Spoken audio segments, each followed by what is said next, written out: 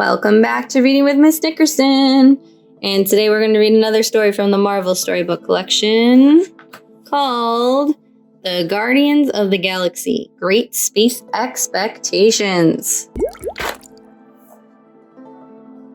Since he could remember, Peter Quill had always wanted to know about his father. Peter's mother wouldn't tell him much for a long time. Then finally, one day, she gave him a box of delicate trinkets and pictures. "Peter," she said, "your dad was from outer space. We fell in love and had you.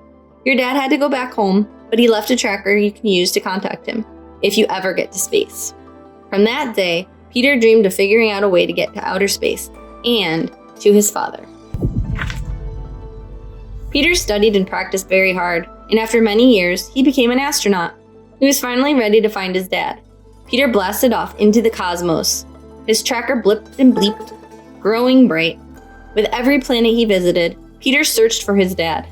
On one strange planet, Peter came across the Ravagers, space pirates who roamed the galaxy looking for treasure. The Ravagers were taken by Peter's human appearance and thought it would make him a good thief. They asked him to join them, and Peter agreed, on the condition they help him find his dad along the way. The Ravagers were kind to Peter. They even gave him a brand new ship, which is called the Milano. But despite the Ravagers' help, Peter still felt alone. All he wanted was to find his father. One day, the Ravagers stopped to refuel on Nowhere, a space station that resembled a skull. Peter heard that an intergalactic emperor was visiting the planet. He saw the crowd of people cheering on the emperor and couldn't believe his eyes. He pulled out an old photo he had taken with him from his special box and pushed his way forward to get a closer look. The emperor was a bit older and grayer, but the face was unmistakable. Peter had found his father. Peter had so many questions. He needs to see me, Peter thought. He began to climb over the protection barrier, inching his way to the emperor. "Hey, you're too close!" Two royal guards yanked Peter away. Peter cried out for his father, but it was no use. His father could not hear him. Dejected and alone, Peter pondered his next move. He didn't want to return to Earth. Peter enjoyed traveling the cosmos, but not with the Ravagers, who only wanted to steal. Peter wanted to discover new things. An idea struck. He'd travel the galaxy on great adventures, making a name for himself along the way. And maybe, just maybe, his dad would hear of this space adventurer known throughout the galaxy as Star-Lord. Hey! On his intergalactic travels, Star-Lord learned of a great warrior named Gamora. As a young girl, Gamora had been taken by the most feared supervillain in the universe, Thanos. He raised Gamora and another girl, Nebula, to be dangerous warriors. While Nebula grew accustomed to violence, Gamora wanted to help others. She ran away from her evil family in search of something better. Star-Lord tracked down Gamora, and the two bonded instantly. She understood Peter's quest to find his family and his feelings of loneliness. Before long, Star-Lord and Gamora encountered a great warrior named Drax, the Destroyer.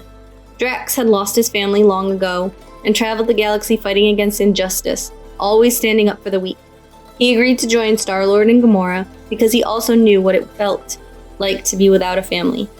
Drax would never admit it, but he was lonely, too. The group's next stop was Planet X. Drax had told Star-Lord about the planet's sprawling forests filled with mythical tree-like beings, and Star-Lord thought there might be an exciting discovery for him there. But the beings all shied away from the trio, except for one friendly tree named Groot. Groot's life on Planet X was pleasant but boring. He craved excitement and adventure too. Groot asked to join the group on their journey, and Star-Lord welcomed him aboard.